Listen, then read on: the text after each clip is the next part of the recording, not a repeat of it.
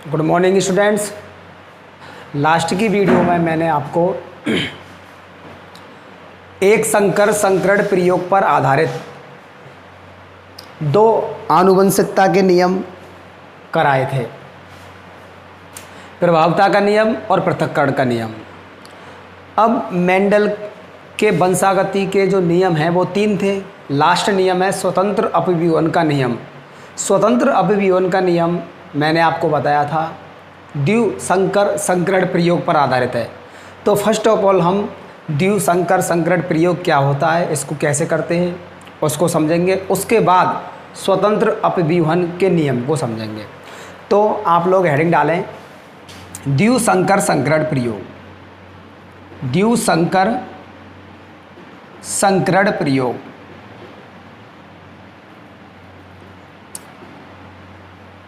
Die hybrid cross. द्विसंकर संकरण प्रयोग किसे कहेंगे? जब दो विपर्यास, जब दो लक्षणों की वंशागति का एक साथ अध्ययन करेंगे, ठीक है ना। दो लक्षण लिए, एक संकर संकरण प्रयोग में एक लक्षण लिया था केवल पादप की लंबाई वाला। अब यहाँ पर दो लक्षणों को एक साथ लेकर उनकी वंशागति का अध्ययन करके देखते हैं, ठीक है ना। लक्षण लेंगे, दो लक्षण कौन कौन से आपकी किताब में दे रखे हैं। एक तो बीजों की आकृति, ये वाला लक्षण दे रखा है। बीजों की आकृति गोल भी होती है और झुर्रीदार भी होती है। गोल बीज को कैपिटल आर से दर्शाते हैं और झुर्रीदार बीज को स्मॉल आर से दर्शाते हैं। पहला लक्षण तो अपन ये लेंगे यहाँ पे, आप लोग खाली समझें। और दूसरा लक्षण हमको लेना है बीज का रंग। बीज का रंग, बीज का रंग पीला होता है और हरा होता है, ठीक है ना। पीला जो बीज का रंग है वो प्रभावी लक्षण है और बीज की आकृति जो गोल है वो प्रभावी लक्षण है, ठीक है ना। झुर्रीदार बीज ये अप्रभावी लक्षण है और बीजों का हरा रंग ये भी अप्रभावी लक्षण है। बीज का रंग पीला जो है इसको कैपिटल वाई से प्रदर्शित करेंगे और जो हरा रंग है इसको स्मॉल वाई से प्रदर्शित करेंगे, ठीक है ना। उसी प्रकार अपन कर रहे हैं जिस तरह से लंबे पादप को कैपिटल टी से और बौने पादप को स्मॉल टी से रिप्रेजेंट किया था, ठीक है ना। अच्छा, संकरण प्रयोग करवाने के लिए शुद्ध पादप लेना बहुत ज़रूरी है। हम ऐसे पादप लेंगे जिनमें गोल बीज वाले पादप, गोल बीज और पीले बीज वाले पादप हों। एक ऐसा पादप लेंगे जिसमें झुर्रीदार बीज एवं हरे बीज वाले पादप हों, ठीक है ना। तो पादप लेते हैं समयुग्मजी, समयुग्मजी पादप लेने हैं। समयुग्मजी पादपों को ही तो अपन शुद्ध पादप कहते हैं। समयुग्मजी गोल एवं समयुग्मजी गोल एवं पीले बीज वाले पादप, पीले बीज वाले पादप। अब इन पादपों का जीन प्रारूप कैसे बनेगा? समयुग्मजी गोल, मतलब गोल पादप हैं लेकिन कैसे हैं? समयुग्मजी। गोल पादप को दर्शाते हैं आर से। समयुग्मजी है इसका मतलब दोनों कैपिटल आर आएंगे। समयुग्मजी गोल, ठीक है ना। जहाँ कैपिटल आर आ गया वो गोल बीज वाला पादप है। जिस प्रकार कैपिटल टी आया था वो लंबा पादप था, ठीक है ना। यहाँ पर गोल बीज वाला पादप लेना है इसलिए कैपिटल आर रखा। क्योंकि समयुग्मजी पादप हमको लेने हैं इसलिए दोनों ही मैंने कैपिटल आर रख दिए। एवं पीले बीज वाले पादप, समयुग्मजी पीले, कैपिटल वाई, कैपिटल वाई। ये जीन प्रारूप हो गया। किन पादपों का जीन प्रारूप हो गया? समयुग्मजी गोल एवं पीले बीज वाले पादपों का जीन प्रारूप हो गया, ठीक है ना। दूसरा हमको पादप क्या लेना है?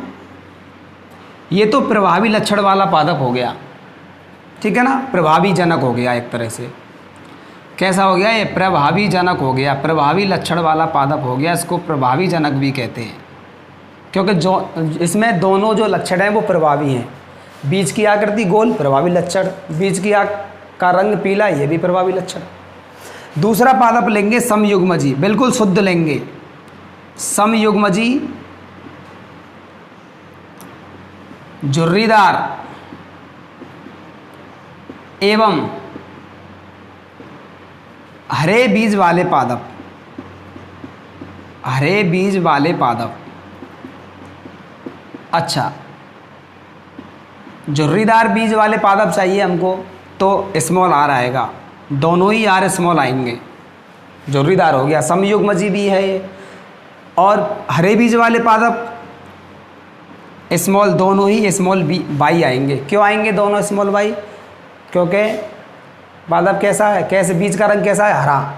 अगर यहाँ पे मैं एक भी कैपिटल वाई लिख दूँ तो पीला बीज वाला पादप हो जाएगा, ठीक है ना। दूसरा जनक ये बन गया, इसको कहेंगे अब हम अप्रभावी जनक कहेंगे। क्या कहेंगे इसको? अप्रभावी जनक। अप्रभावी जनक हम इसको क्यों कह रहे हैं?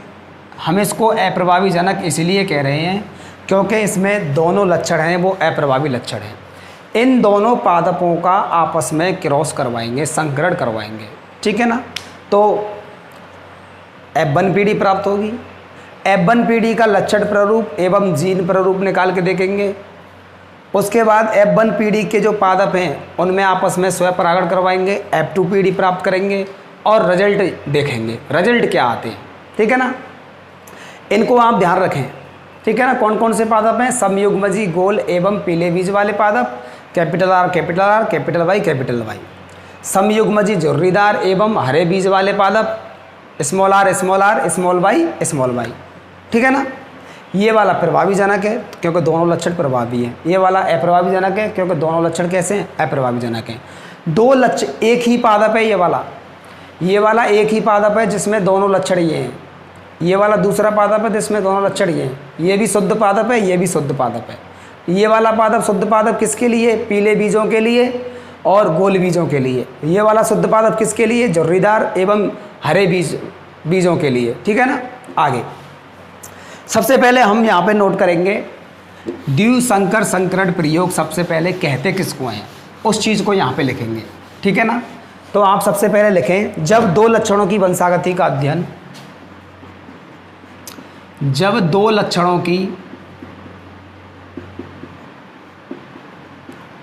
वंशागति या आनुवंशिकता एक ही बात है, वंशागति का अध्ययन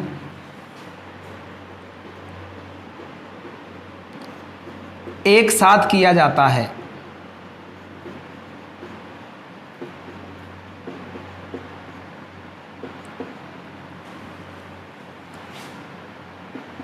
तो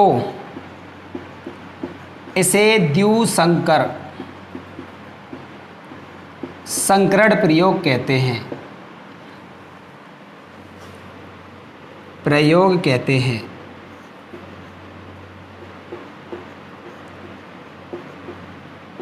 इसको एक और तरीके से परिभाषित कर सकते हैं अपन, जब दो विपर्यासी लक्षणों वाले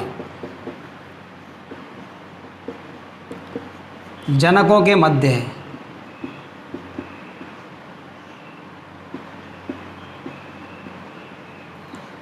संकरण या कह सकते हैं क्रॉस संकरण करवाया जाता है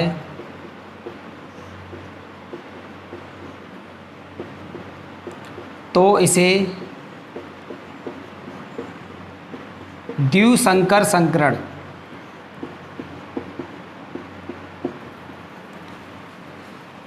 प्रयोग कहते हैं,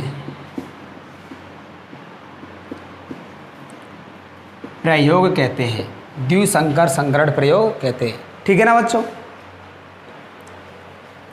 अब उदाहरण के रूप में इसको देखेंगे, उदाहरण के रूप में एक प्रयोग करवा के देखते हैं। उदाहरण क्या लिखना है हमको? जब मेंडल ने समयुग्मजी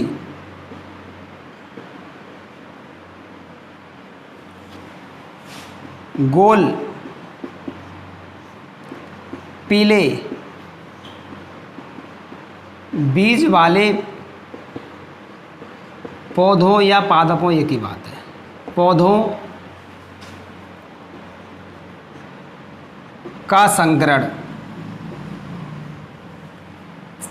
समयुग्मजी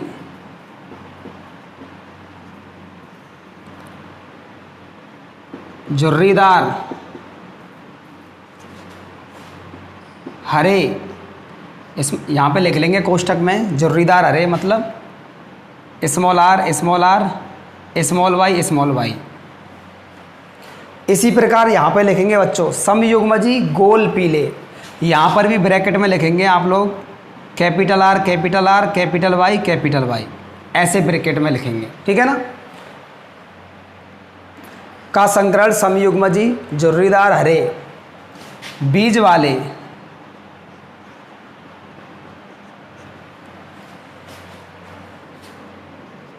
पौधों के मध्य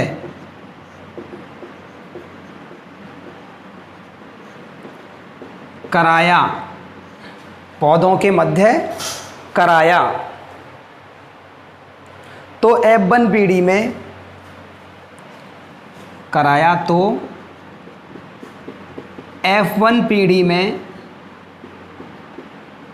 सभी पौधे ब्रैकेट में लिख लेंगे 100%, सभी पौधे मीन्स 100%, गोल पीले बीज वाले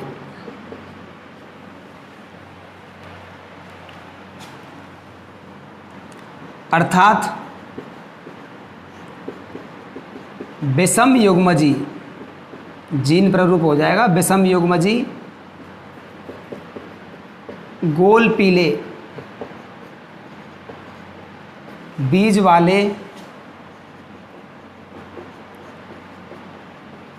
पादप या पौधे प्राप्त हुए, पादप या पौधे प्राप्त हुए।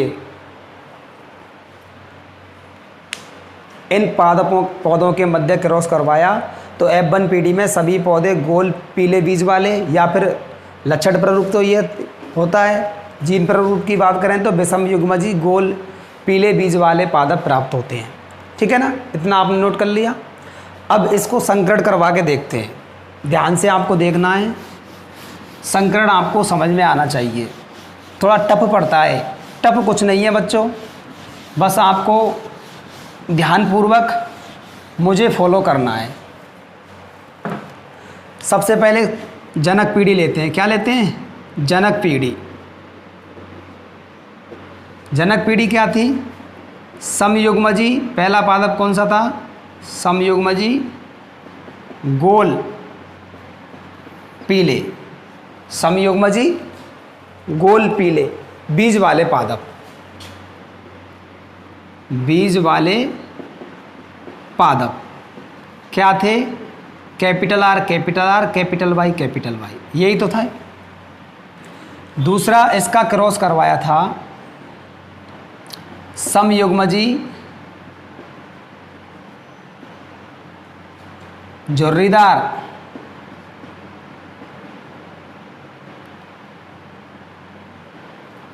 हरे बीज वाले पादप, स्मॉल आर स्मॉल वाई, ठीक है ना। ये वाला हो गया प्रभावी जनक और ये वाला हो गया अप्रभावी जनक, ठीक है ना। इसको नर जनक के रूप में मान लें और इसको मादा जनक के रूप में मान लें, ठीक है ना। यहाँ पे लिख भी सकते हैं, क्या लिख सकते हैं यहाँ पे, प्रभावी जनक, ब्रैकेट में लिख सकते हैं, इसको कह सकते हैं प्रभावी जनक, और ये हो गया अप्रभावी जनक।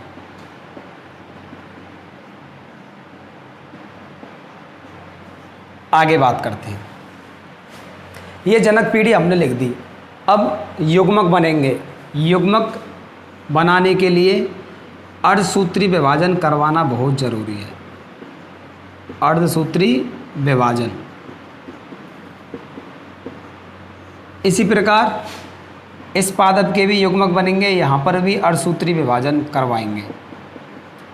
अर्धसूत्री विभाजन के फलस्वरूप ही युग्मकों का निर्माण होता है, ठीक है ना। अब युग्मक बनाने के लिए क्या करते हैं, इसको सबसे पहले इसके साथ मिलाते हैं, क्या आएगा, R by capital R capital Y. फिर इसी को इसके साथ मिलाते हैं, क्या आएगा, कैपिटल आर कैपिटल वाई, ठीक है। अब क्या करते हैं, इसको इसके साथ मिलाते हैं, क्या आएगा, कैपिटल आर कैपिटल वाई। इसी को फिर इसके साथ मिलाते हैं, क्या आएगा, कैपिटल आर कैपिटल वाई। ये बात समझ में आई कि नहीं आई। 4 युग्मक प्राप्त हुए हैं हमको, लेकिन चारों युग्मक सेम हैं। चारों युग्मक क्या है, बिल्कुल सेम है, ठीक है ना। समझ में आनी चाहिए ये वाली बात, वरना दिक्कत आती है। इसी प्रकार यहाँ से युग्मक बनाएंगे। इस वाले स्मॉल आर को इसके साथ मिलाना है, स्मॉल आर स्मॉल वाई आएगा। फिर इसी को इसके साथ मिलाना है, स्मॉल आर स्मॉल वाई आएगा। फिर इस वाले स्मॉल आर को इसके साथ मिलाना है, फिर इसके साथ मिलाना है, small R small Y, small R small Y. यहाँ पर भी 4 प्रकार के युग्मक हमको प्राप्त हुए। ये चारों प्रकार के युग्मक बिल्कुल सेम है, समान है, ठीक है ना। तो चारों प्रकार के युग्मक जो हैं बिल्कुल समान हैं। एक युग्मक यहाँ से ले लिया और एक युग्मक जो है यहाँ से ले लिया, स्मॉल आर स्मॉल वाई। समान युग्मक है ना, इस वजह से एक ही ले लिया, ठीक है ना। इन दोनों को आपस में क्रॉस करवा लो, जो संतति प्राप्त होगी वो ही सबका आपस में क्रॉस करवाने पर संतति प्राप्त होगी। ये ध्यान रखने योग्य बात है कि इन्हीं का आपस में क्रॉस नहीं करवाना है। ये तो नर युग्मक के रूप में कार्य कर रहे हैं, और ये वाले मादा युग्मक। नर युग्मक को मादा युग्मक से मिलाएंगे कि नर युग्मक को नर युग्मक से मिलाएंगे, गलत बात। नर युग्मक को मादा युग्मक से मिलाएंगे, ठीक है ना। अब देखो यहाँ पे लिख लेते हैं अपन युग्मक, क्या लिख लेते हैं यहाँ पे अपन, युग्मक। अब इनका क्रॉस जब इनसे कराएंगे अपन, देखो इसका क्रॉस इससे करवा दिया हमने, करवा दिया। फर्स्ट सबसे पहले लिखेंगे जो आर आर हैं उनको एक साथ लिखेंगे, और जो वाई वाई हैं उनको एक साथ लिखेंगे। उनमें भी जो कैपिटल जो है उनको पहले लिखते हैं, ठीक है ना, कैपिटल वर्ड को पहले लिखते हैं। इसका क्रॉस इससे कराना है तो आर आर पहले लिख दिया, आर आर। उसके बाद Y Y, capital Y small Y. इसको कहते हैं अपन F1 पीढ़ी। क्या कहते हैं इसको अपन, F1 पीढ़ी कहते हैं। कौन सी पीढ़ी कहेंगे इसको, F1 पीढ़ी। इन सभी का जब आपस में कराएंगे ये ऐसे ही पौधे प्राप्त होंगे, सारे पौधे ऐसे ही प्राप्त होंगे। समझ में आ गई बात, नहीं आई, नहीं आई तो आनी चाहिए बात समझ में, क्योंकि सेम है ना ये। इसका इससे करा लो वही सेम आएगा, इसका इससे करा लो वही सेम आएगा, इसका इससे करा लो सेम आएगा। सभी पौधे एक जैसे होंगे, इसलिए मैंने एक लेकर यहाँ पे कर दिया। F1 पीढ़ी है। अब F1 पीढ़ी के लक्षण प्ररूप की बात करें, F1 पीढ़ी के किसकी बात करें, लक्षण प्ररूप की बात करें, तो लक्षण प्ररूप में मैंने आपको बताया केवल बाहर से दिखते हैं। यहाँ कैपिटल आ जाए वो प्रभावी लक्षण होगा, capital R small R, capital Y small Y. इसको कहेंगे अपन F1 पीढ़ी। लक्षण प्ररूप बना के देखते हैं इसका। लक्षण प्ररूप क्या होगा, अच्छा सबसे पहले ये दोनों जीन किसके हैं, पादप की गोलाई के। ये दोनों जीन किसके हैं, सॉरी बीज की गोलाई के हैं ये वाले, और ये किसके हैं, बीज के रंग के, ठीक है ना। यहाँ देखते हैं लक्षण प्ररूप बाहर से देख रहे हैं खाली, कैपिटल आर आ गया। कैपिटल आर किसको प्रदर्शित करता है, गोल बीज को, ठीक है ना। लक्षण प्ररूप देखते हैं, जैसे मैंने वहाँ पे बताया जहाँ कैपिटल टी आ जाए वहाँ लंबा पादप। इसी प्रकार यहाँ पे कैपिटल आर आ रहा है, ये गोल पादप, ठीक है ना। अच्छा गोल पादप तो हैं ये, सॉरी गोल बीज वाले पादप तो हैं, लेकिन रंग कैसा है, कैपिटल वाई आ रहा है, हरा रंग है। तो सभी पादप कैसे हैं, गोल एवं झुर्रीदार बीज वाले पादप, बीज वाले पादप, ठीक है ना। अच्छा, जीन प्रारूप की बात कर लें। जीन प्रारूप क्या होगा, जीन प्रारूप की भी बात कर लें। जीन प्रारूप में मैंने आपको बताया था, जीन प्रारूप में क्या देखते हैं, जीन प्रारूप में देखते हैं समयुग्मजी विषमयुग्मजी टर्म का उपयोग करते हैं, सॉरी समयुग्मजी विषमयुग्मजी शब्दों का उपयोग करते हैं। अब यहाँ पे कैपिटल आर है, गोल बीज वाला पादप तो है ये, लेकिन दोनों आर अलग अलग हैं, इसलिए इसको कहेंगे विषमयुग्मजी गोल बीज वाले पादप। इसी प्रकार यहाँ पर कैपिटल वाई है तो पीला बीज वाला पादप तो है, लेकिन दोनों वाई अलग अलग हैं, इसलिए इसको कहेंगे विषमयुग्मजी पीले बीज वाले पादप। मिलाकर इनको कहेंगे, कैसे कहेंगे, विषमयुग्मजी गोल बीज वाले पादप एवं विषमयुग्मजी पीले बीज वाले पादप। अब विषमयुग्मजी शब्द को कॉमन ले लो, क्या हो जाएगा, विषमयुग्मजी गोल एवं, सॉरी यहाँ पे थोड़ी सी मिस्टेक हो गई, गोल एवं पीले, ठीक है ना। क्या होगा, विषमयुग्मजी गोल एवं पीले बीज वाले पादप। लक्षण प्रारूप क्या हो जाएगा, विषमयुग्मजी गोल एवं पीले बीज वाले पादप, पीले बीज वाले पादप।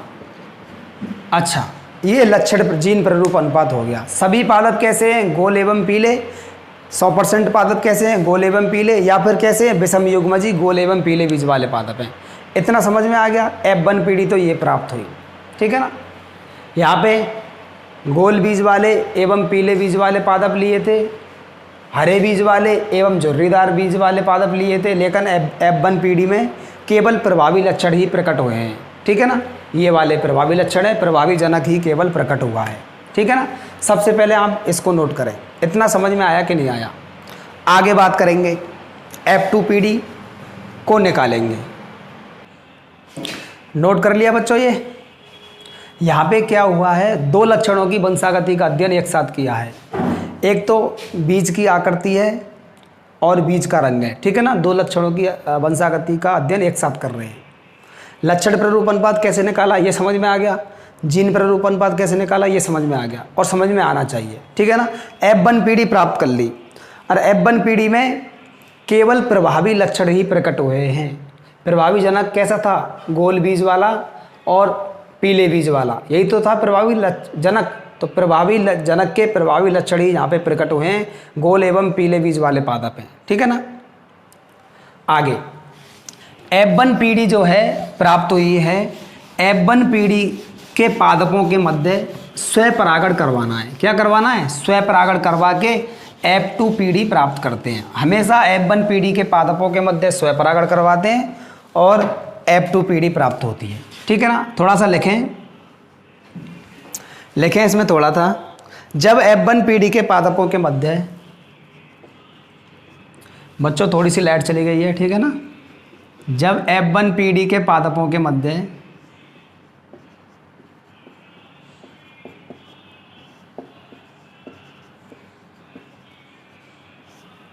F1 पीढ़ी के पादप क्या हैं, ये वाले हैं।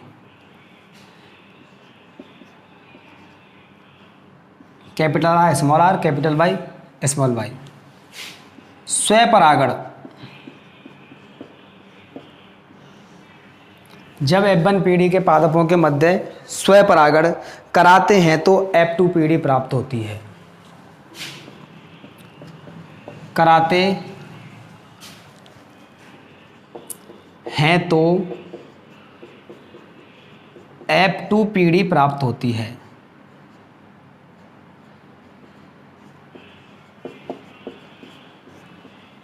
F2 पीढ़ी प्राप्त हो गई। अब F2 पीढ़ी का लक्षण प्रारूप अनुपात क्या आया, F2 पीढ़ी का जीन प्रारूप अनुपात क्या आया, वो अभी निकाल के देखेंगे, लेकिन जो रिजल्ट आए उनको यहाँ पे लिख देते हैं। जिसका लक्षण प्रारूप अनुपात, जिसका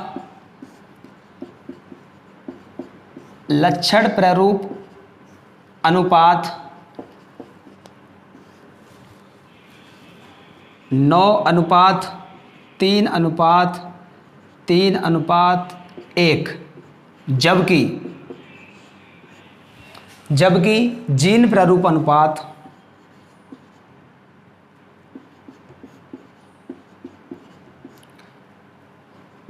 जबकि जीन प्रारूप अनुपात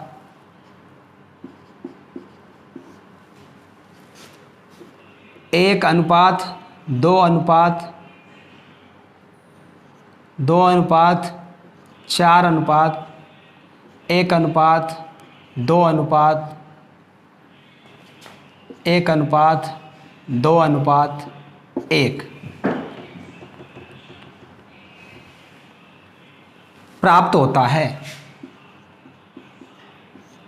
प्राप्त होता है। F2PD का जीन प्रारूप अनुपात क्या प्राप्त होता है? 1:2:4:1:1:2:1:1:2:1:1। कैसे प्राप्त होता है इसको जस्ट निकालेंगे, ठीक है ना। और लक्षण प्रारूप अनुपात क्या प्राप्त होता है? 9:3:3:3:1। इसका मतलब क्या है कि 9 पादप तो एक जैसे हैं। लक्षण प्रारूप अनुपात की बात करें तो 9 पादप एक जैसे हैं, 3 पादप एक जैसे हैं, 3 पादप एक जैसे हैं और 1 पादप एक जैसा है, मतलब ठीक है ना। 4 प्रकार के पादप प्राप्त होते हैं। कितने प्रकार के पादप प्राप्त होते हैं? 4। 1 2 3 4। और यहाँ पर कितने प्रकार के पादप प्राप्त होते हैं? यहाँ पर 9 प्रकार के पादप प्राप्त होते हैं। कितने प्रकार के पादप प्राप्त होते हैं? 9 प्रकार के पादप प्राप्त होते हैं, ठीक है ना। अब देखते हैं, जस्ट अभी इसको देखते हैं। F2PD क्या है, सॉरी F1PD क्या है। F1PD के पादपों के मध्य तो स्वपरागण कराना है। F1PD क्या थी? विषम युग्मजी गोल पीले बीज वाले पादप थे। क्या थे? Capital R small R, capital Y small Y, इनके मध्य स्वपरागण करा रहे हैं। दूसरा पादप भी यही है, विषम युग्मजी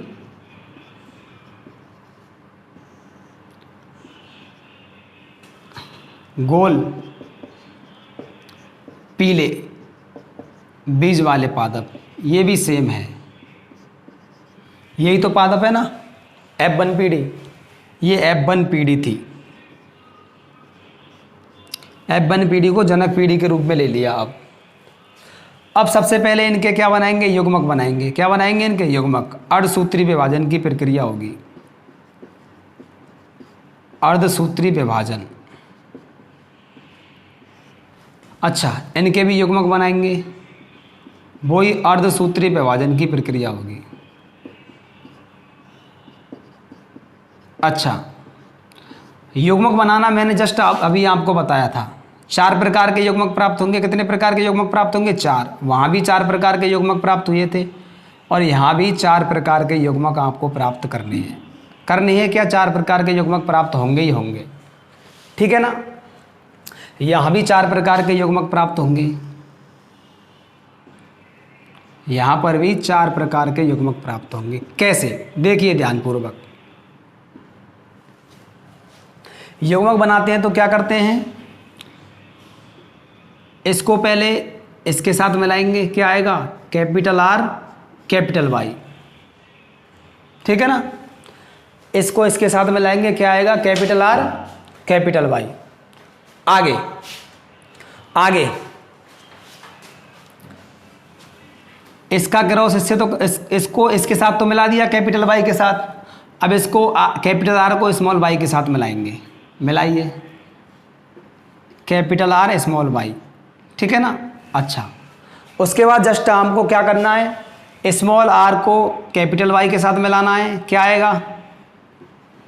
स्मॉल आर कैपिटल वाई। और स्मॉल आर को फिर स्मॉल वाई के साथ मिलाना है। क्या आएगा? Small R small Y. ये 4 प्रकार के युग्मक हमको प्राप्त हुए हैं। अब ये चारों प्रकार के युग्मक अलग अलग है कि नहीं? बिल्कुल, चारों प्रकार के युग्मक अलग अलग हैं। सेम इसी तरह यहाँ पर ये ही युग्मक प्राप्त होंगे। Capital R capital Y, capital R small I, small R capital Y, small R small Y. ये चारों प्रकार के युग्मक जो हैं सेम प्राप्त होंगे। ये वाली बात आपको समझ में आनी ही चाहिए, ठीक है ना। यहाँ पे लिख देंगे हम युग्मक। क्या लिख देंगे बच्चों? युग्मक लिख देंगे यहाँ पे, ठीक है ना।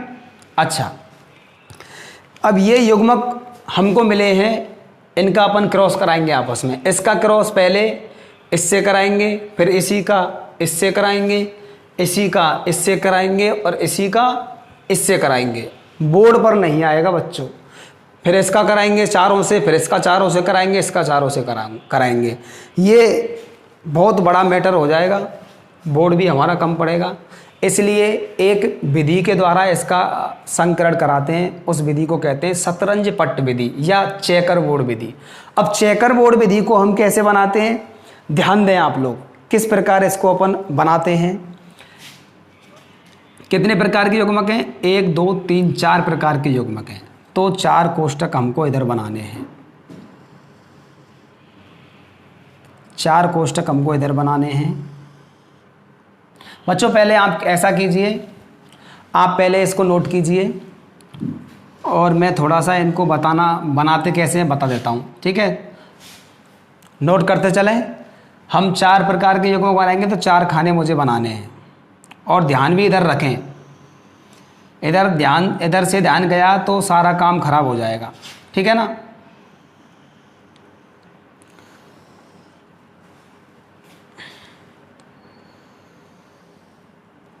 मैंने क्या किया है,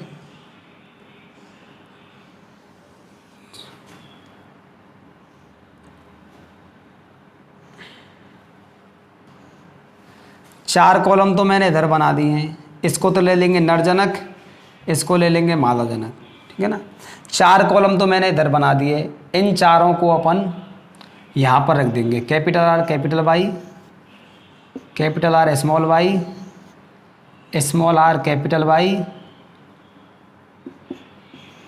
स्मॉल आर स्मॉल वाई। इन चारों को मैंने क्या किया है, यहाँ पे रख दिया है, ठीक है ना। ध्यान दें इधर, बस इधर ध्यान दें थोड़ा सा। इसी प्रकार मैंने चारों को यहाँ पे सेट कर दिया। इसी प्रकार 4 कॉलम हमने यहाँ पे बनाने हैं।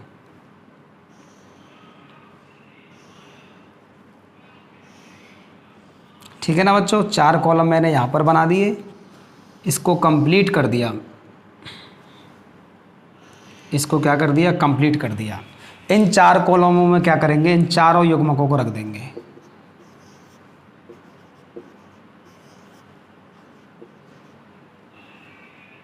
Small R capital Y, small R small Y, ठीक है ना। चारों है ना, इन चारों को मैंने लेकर कहाँ रख दिया, यहाँ पर सेट कर दिया है।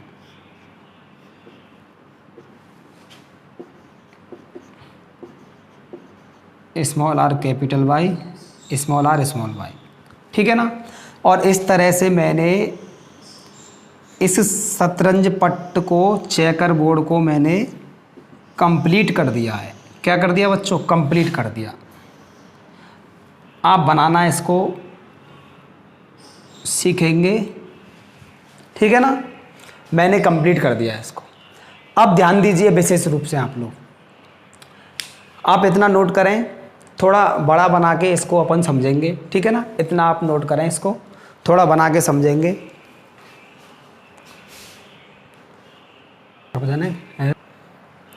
हाँ तो बच्चों मैंने थोड़ा सारडी को बड़ा कर दिया है, ठीक है ना, समझने के लिए। अब आप लोग ध्यान दें, अब इसका क्रॉस करवाएंगे, इस युग्मक का क्रॉस करवाएंगे इससे, फिर इसी का करवाएंगे इससे, फिर उसी का करवाएंगे उससे।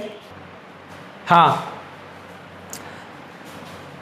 इस युग्मक का क्रॉस चारों से करवाएंगे, इससे फिर इससे, इसी का फिर इससे, इसी का फिर इससे, ऐसे ही करवा रहे थे अपन, ठीक है ना। लेकिन वहाँ पे उस विधि में थोड़ा बड़ा हो जाता। यहाँ पे देखें, सबसे पहले हमको क्रॉस करवाना है, इसका इससे करवाना है। आर आर को एक जगह रखना है और वाई वाई को एक जगह रखना है, ठीक है ना। और कैपिटल वाले शब्दों को पहले रखना है, ठीक है ना। पहले आर को रखें, आर आर को रखेंगे, फिर वाई वाई को रखेंगे। आर आर में से कैपिटल आर को पहले रखेंगे, वाई वाई में से कैपिटल वाई को पहले रखेंगे। अब ध्यान दें, इसका क्रॉस इससे करवाना है।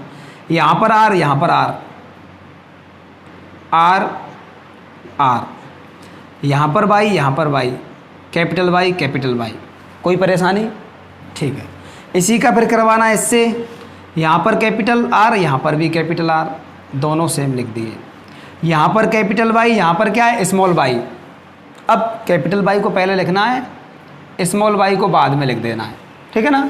नेक्स्ट इसका करवाना है इससे, कैपिटल आर है यहाँ पर स्मॉल आर है, तो कैपिटल आर को पहले लिखना है, स्मॉल आर को बाद में लिखना है। यहाँ पे कैपिटल वाई, वहाँ पर भी capital Y, capital Y capital Y, ठीक। नेक्स्ट कैपिटल आर, वहाँ पे स्मॉल आर, कैपिटल आर को पहले लिखेंगे फिर स्मॉल आर को।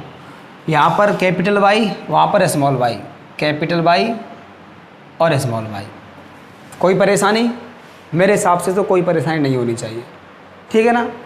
अच्छा, इसी प्रकार इसका क्रॉस इन चारों से करवाना है, इसी प्रकार इसका क्रॉस इन चारों से करवाना है, ठीक है ना। आप लोग करके देखें, साथ साथ बनाएं।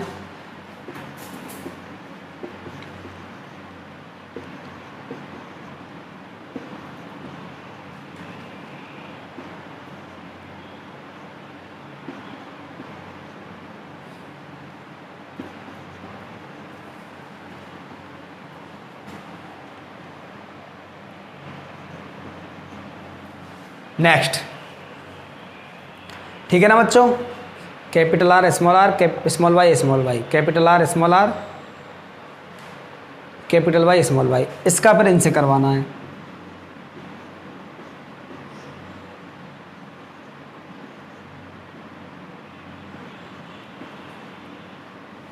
नेक्स्ट ये हो जाएगा small R, capital Y capital Y. Next हो जाएगा स्मॉल आर,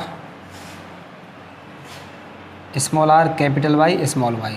आगे नेक्स्ट ये हो जाएगा capital R, capital Y small Y. ये हो जाएगा capital R, small Y small Y. अगला हो जाएगा small R, capital Y small Y. And अगला हो जाएगा small R, small Y small Y. ये आपको प्राप्त हो जाएंगे, ठीक है ना। अब इनका लक्षण प्रारूप आपको देखना है, थोड़ा सा आप लोग रुक जाएं, थम जाएं थोड़ा सा।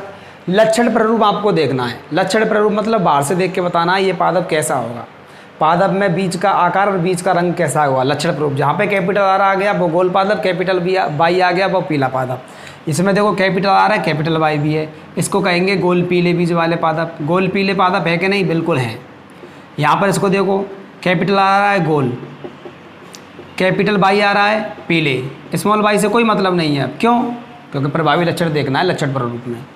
यहाँ पर कैपिटल आर आ रहा है बिल्कुल गोल, कैपिटल वाई आ रहा है पीले, कैपिटल आर आ रहा है गोल, कैपिटल वाई भी आ रहा है पीले। देख लो ध्यान से। अगला यहाँ पर भी गोल पीले, ऐसे यहाँ पर भी गोल पीले, और ये वाले भी गोल पीले हैं क्योंकि कैपिटल आर है और कैपिटल वाई भी है। अब ध्यान से देखिए, यहाँ पर गोल तो है ये क्यों कैपिटल आर है, लेकिन कैपिटल वाई नहीं है, इसलिए कैसे हैं ये? हरे हैं। कैसे हैं? हरे, गोल हरे कहेंगे इनको। यहाँ पर कैपिटल आर है गोल, कैपिटल वाई भी है पीले। इसी तरह यहाँ पर कैपिटल आर है गोल, लेकिन कैपिटल वाई नहीं है, स्मॉल वाई है, इसलिए कहेंगे इसको हरे। यहाँ पे देखें गोल पीले। अब ज़रा इसको देखें, दोनों स्मॉल आर हैं, कैपिटल आर है ही नहीं, इसलिए जुर्रीदार होंगे। कैसे होंगे ये? जुर्रीदार पीले, क्योंकि कैपिटल वाई है। ये भी जुर्रीदार और पीले, जुर्रीदार और पीले। यहाँ देखें गोल होंगे लेकिन कैसे होंगे? हरे होंगे, क्योंकि दोनों स्मॉल वाई हैं। यहाँ पर जुर्रीदार होंगे लेकिन कैसे होंगे? पीले, क्यों कैपिटल वाई है ना, इसलिए। यहाँ पर देखो दोनों ही स्मॉल आर हैं, दोनों ही स्मॉल वाई है, इनको कहेंगे जुर्रीदार हरे। क्या कहेंगे इनको? जुर्रीदार हरे कहेंगे। क्या कहेंगे बच्चों? इनको जुर्रीदार हरे कहेंगे। पहले आप लोग इतना नोट करें, इतना नोट करने के बाद आगे देखेंगे और प्रोसेस क्या है। बच्चों मैं इसको थोड़ा सा यहाँ से रब कर देता हूँ, ठीक है ना। ये वाला कोई काम का नहीं है क्योंकि आपने इसको नोट कर लिया, आपने इसको नोट कर लिया। आगे देखते हैं, आगे लक्षण प्रारूप अनुपात बनाने की कोशिश करते हैं। लक्षण प्रारूप अनुपात पर ध्यान दो। लक्षण प्रारूप अनुपात। सबसे पहले देखेंगे गोल पीले पादप। कैसे पादप हैं? गोल पीले पादप। अच्छा, कितने पादप हैं गोल पीले? पहला तो ये हो गया, दूसरा ये हो गया, तीसरा ये हो गया, चौथा ये हो गया, पांचवा ये हो गया, सॉरी यहाँ से देखते हैं, पांचवा ये हो गया, छठवां ये हो गया, सातवां ये हो गया, आठवां ये हो गया और नवा ये हो गया। और है क्या गोल पीले? और तो गोल पीले कहीं नहीं है इसमें, बिल्कुल नहीं है कहीं। तो गोल पीले पादप कितने हैं बच्चों? 9 हैं। कितने? 9। उसके बाद देखते हैं, इनको थोड़ा सा कट कर देते हैं, ठीक है ना। इसको मैंने कट कर दिया क्योंकि ये देख लिया, इसको भी कट कर दिया, इसको भी मैंने कट कर दिया, इसको भी मैंने कट कर दिया, क्योंकि ये देख लिए ना, इस वजह से मैं कट कर रहा हूँ उनको, बाद में दिक्कत आती है। इसको भी मैंने कट कर दिया और इसको भी मैंने कट कर दिया। अच्छा, जो कटे हैं उनको नहीं देखना है क्योंकि वो तो लिख दिए। गोल हरे पादप, कैसे पादपों की जांच करते हैं अपन? गोल हरे। यहाँ पे लिख लें अनुपात गोल हरे। दिख रहा है ना बच्चों? गोल हरे दिख रहा है ना पूरा? गोल हरे पादप कितने? देखो, एक तो ये रहा, एक ये रहा, दो, सॉरी एक और एक, दो, तीन। कितने पादप हैं ये? 1 2 3। गोल हरे पादप कितने? 3। और तो नहीं है ना? बिल्कुल नहीं है। और तो इसको कट कर दिया हमने, अब इसको भी हमने कट कर दिया, इसको भी हमने कट कर दिया। अब कैसे पादप बचे हैं बच्चों? अब बचे हैं झुर्रीदार पीले। झुर्रीदार पीले। फॉक्स तो नहीं आ रहा है इस पर? चलो कोई बात नहीं, देख लेंगे, कोई बात नहीं, देख लेंगे। झुर्रीदार पीले पादप कितने हैं बच्चों? ध्यान दीजिए। झुर्रीदार पीले, एक तो ये रहा, दूसरा ये रहा और तीसरा ये रहा। 3 है। कितने बच्चों? 3। झुर्रीदार पीले कितने हैं बच्चों? 3 हैं। अनुपात 3। इसको काट दिया, इसको काट दिया और इसको भी काट दिया। लास्ट पादप क्या बचा है? झुर्रीदार हरे। अनुपात लिखकर यहाँ पे लिख लेंगे झुर्रीदार हरे। झुर्रीदार हरे पादप कितने हैं बच्चों? 1। झुर्रीदार हरे पादप कितने हैं बच्चों? 1।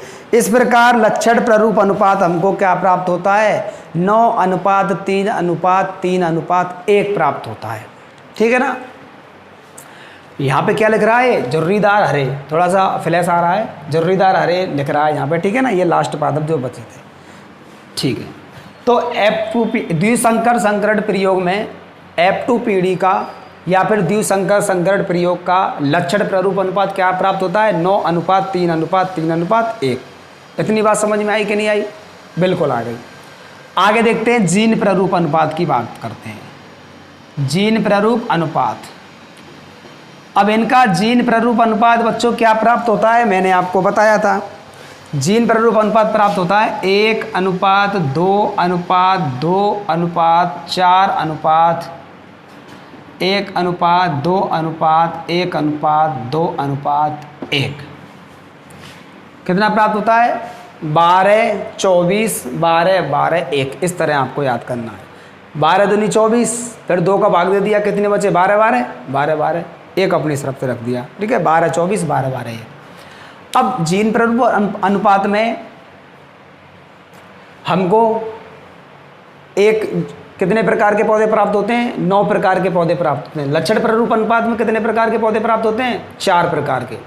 जीन प्ररूप में 9 प्रकार के, 1 2 3 4 5 6 7 8 9, ठीक है। अब 9 प्रकार के पौधों को लिखने के लिए थोड़ी सी जगह चाहिए, ठीक है। मेरे पास तो जगह नहीं है, आप इनमें से छांट के देखना, ठीक है। सबसे पहले इन सभी का जीन प्ररूप बनाना है। सबसे पहले इन सभी का आपको रफ कॉपी में घर पे नोट, रफ कॉपी में आपको सभी का इनका जीन प्ररूप बनाना है और जीन प्ररूप सभी का बनाकर फिर इसमें पादपों को हमको सेलेक्ट करना है, ठीक है ना। और आप पर अगर जीन प्ररूप सबका बन जाए, सबका जीन प्ररूप बनाना है, बन जाए, उसके बाद जीन प्ररूप अनुपात पौधों को लिखना है यहाँ पे, ठीक है। 9 प्रकार के पौधे प्राप्त होंगे, उसी प्रकार ये जीन प्रारूप अनुपात प्राप्त हो जाएगा, ठीक है ना। इसको कहते हैं अपन F2PD। क्या कहते हैं इसको? F2PD कहते हैं, ठीक है ना। इतना आप नोट कीजिए, फिर उसके बाद आगे बात करते हैं। तो बच्चों, आप लोग अपनी रफ कॉपी में जब जीन प्रारूप अनुपात में 9 प्रकार के पादप प्राप्त हुए हैं, 9 प्रकार के पादपों का आप लिखेंगे। सबसे पहले ये पादप हैं, ये वाले, इन सभी का आपको जीन प्रारूप लिखना पड़ेगा। अभी तो मैंने इनका लक्षण प्रारूप लिखा है, समयुग्मजी विषमयुग्मजी वाले शब्दों का प्रयोग तो नहीं किया, तो अभी तो मैंने लक्षण प्रारूप अनुपात लिखा है, लक्षण प्रारूप लिखा है। अब इनका जीन प्रारूप कैसे लिखेंगे? सभी का आपको जीन प्रारूप लिखना है, ठीक है ना। फिर उनमें से पादप सेलेक्ट करके लिखने, जितने प्रकार के जितने पादप हैं उनको लिखना है। इस प्रकार जीन प्रारूप अनुपात 1:2 अनुपात 2:4 अनुपात 1:2 अनुपात 1:2 अनुपात 1 आ जाएगा, ठीक है ना। अब इनका जीन प्रारूप इन पादपों का कैसे निकालेंगे, ठीक है ना, उसको मैं 1-2 एग्जाम्पल आपको बता देता हूँ, आपको रफ कॉपी में नोट करना है। देखो, कैपिटल आर, जहाँ पर आर दिख गया वो तो गोल पादप हैं, और जहाँ पर कैपिटल वाई दिख गया वो पीले पादप हैं, ठीक है ना। बशर्ते हमको समयुग्मजी विषमयुग्मजी शब्दों का उपयोग करना है, ठीक है ना। कि ये आर गोल बीज वाले पादप तो हैं, लक्षण प्रारूप तो इनके अपन बना चुके हैं, इनको नहीं बनाना है, चलो बना देंगे इनको। लक्षण प्रारूप देख लेते हैं, गोल पीले, ठीक है ना। अब जीन प्रारूप देखते हैं, कैपिटल आर आ रहा है तो गोल होगा, क्या होगा? गोल होगा। लेकिन दोनों आर समान है क्या? बिल्कुल समान है, तो ये होगा समयुग्मजी गोल। कैसा होगा? समयुग्मजी गोल। कैपिटल वाई आ रहा है तो ये पीला होगा, लेकिन दोनों वाई सेम है ना, इसलिए समयुग्मजी क्या होगा? पीला। तो इस पादप का नाम हो जाएगा समयुग्मजी गोल एवं समयुग्मजी पीला। इसको ऐसे भी कह सकते हैं, समयुग्मजी गोल पीला। कह सकते हैं, नहीं कह सकते? बिल्कुल कह सकते हैं। समयुग्मजी गोल है और समयुग्मजी क्या है? पीला। इसका बना के देखते हैं। कैपिटल आर आ रहा है तो गोल होंगे, लक्षण प्रारूप बनाएंगे सबसे पहले तो गोल पीले हो जाएंगे। कैपिटल आर आ रहा है तो गोल होंगे, लेकिन दोनों कैपिटल आर जो है सेम है, दोनों ही कैपिटल आर है, समयुग्मजी होंगे, दोनों समान है ना, इस वजह से समयुग्मजी गोल हो गया। आगे देखते हैं, कैपिटल वाई आ रहा है तो पीला तो होगा ही है। क्या दोनों वाई सेम है? बिल्कुल दोनों वाई सेम नहीं है, इसलिए विषमयुग्मजी है। क्या आएगा? विषमयुग्मजी पीला, ठीक है ना। तो इसका जीन प्रारूप क्या होगा? समयुग्मजी गोल एवं विषमयुग्मजी पीला। अब समझ में आ रहा है कि नहीं आ रहा? आ जाएगा समझ में। इसका बना के देखते हैं जीन प्रारूप। सबसे पहले इसको देखते हैं, कैपिटल आर आ रहा है, इसका तो होगा लक्षण प्रारूप गोल पीले। कैपिटल आर आ रहा है तो गोल पादप तो होंगे ही है, गोल बीज वाले। क्या दोनों आर समान है? ये देखना पड़ेगा, क्योंकि जीन प्रारूप अपन निकाल रहे हैं, समयुग्मजी विषमयुग्मजी शब्दों का प्रयोग करना है, ये तभी हो पाएगा इनको देखने पर। दोनों आर अलग अलग है ना, इस वजह से यहाँ पे लिखेंगे विषमयुग्मजी गोल। आगे चलते हैं, कैपिटल वाई है तो पीला तो होगा ही है। क्या दोनों वाई सेम है? बिल्कुल दोनों वाई सेम नहीं है, इसलिए विषमयुग्मजी पीला होगा। इसको लिख सकते हैं विषमयुग्मजी गोल पीला। क्या लिख सकते हैं? विषमयुग्मजी गोल पीला, बिल्कुल लिख सकते हैं इसको ऐसे। इसका निकाल के देखते हैं, चलो। इसका लक्षण प्रारूप क्या होगा? दोनों कैपिटल आ रहे हैं, गोल तो ही नहीं सकता, जर्रीदार है। कैपिटल वाई आ रहा पीला। अब इसका जीन प्रारूप अनुपात निकालते हैं। कैपिटल आर तो है ही नहीं, दोनों ही स्मॉल आ रहे हैं, तो जर्रीदार होगा ये। कैसा होगा? जर्रीदार।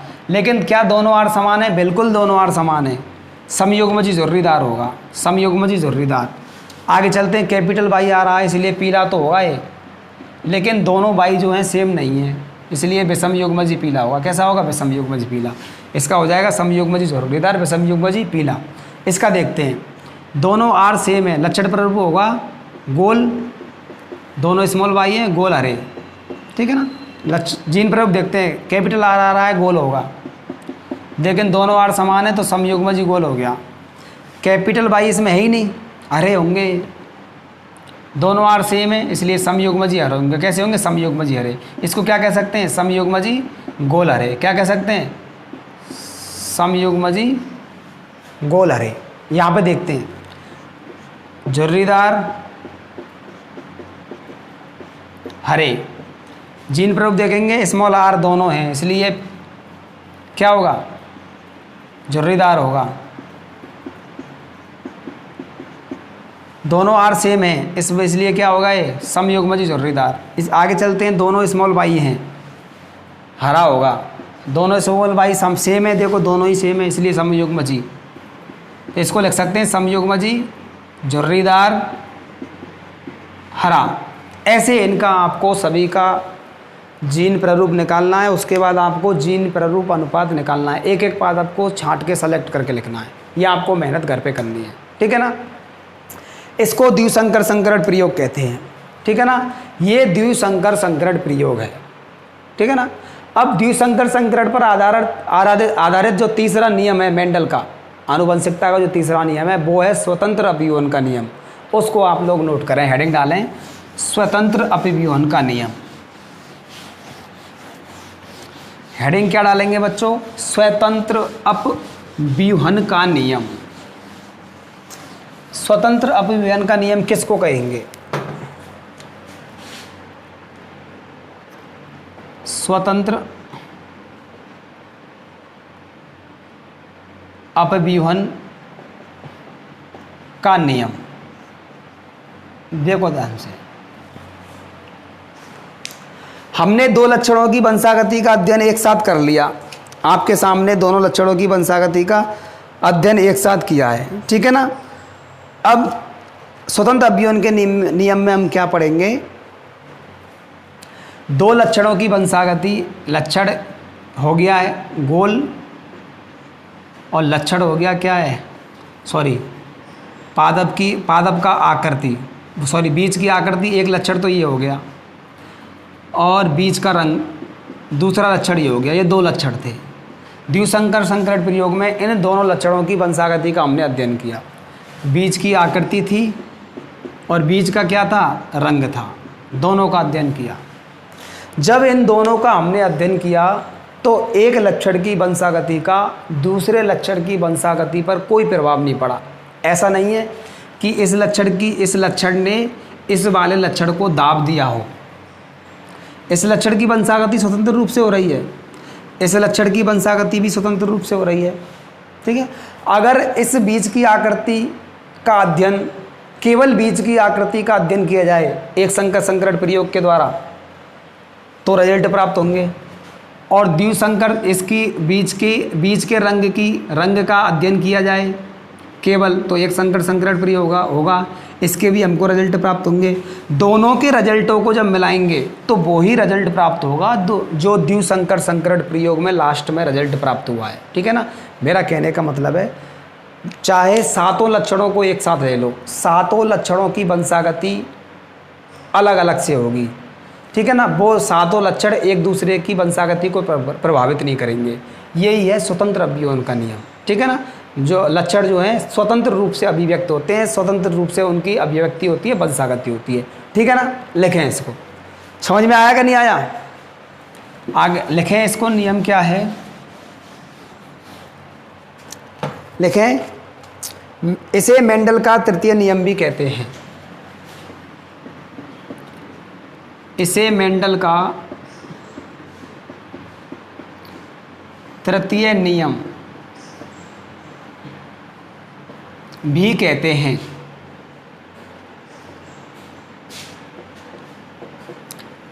इस नियम को मेंडल ने द्विसंकर संकरण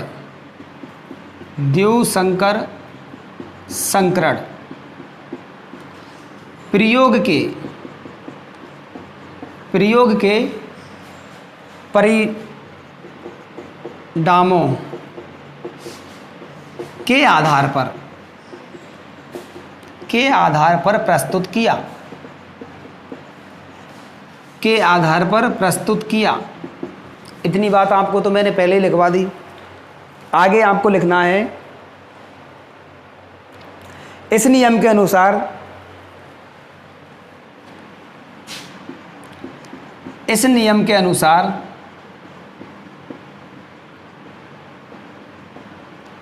जब दो या दो से अधिक, दो या दो से अधिक विपर्यासी लक्षणों वाले जनकों के मध्य, विपर्यासी लक्षणों वाले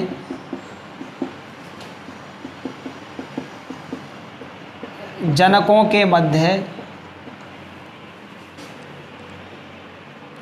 क्रॉस या फिर संकरण, एक ही बात है, कराया जाता है,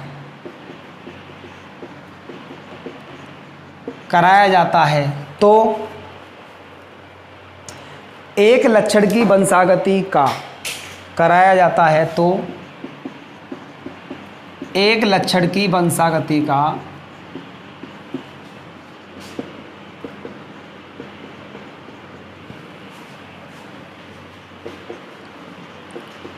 दूसरे लक्षण, दूसरे लक्षण की वंशागति पर,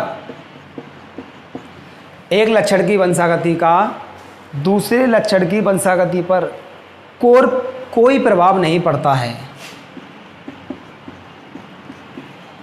कोई प्रभाव नहीं पड़ता है।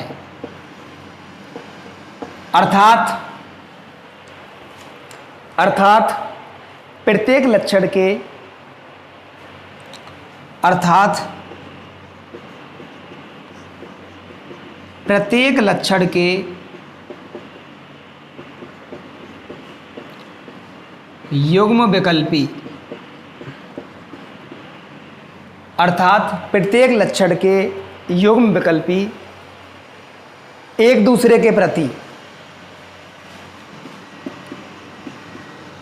एक दूसरे के प्रति स्वतंत्र रूप से,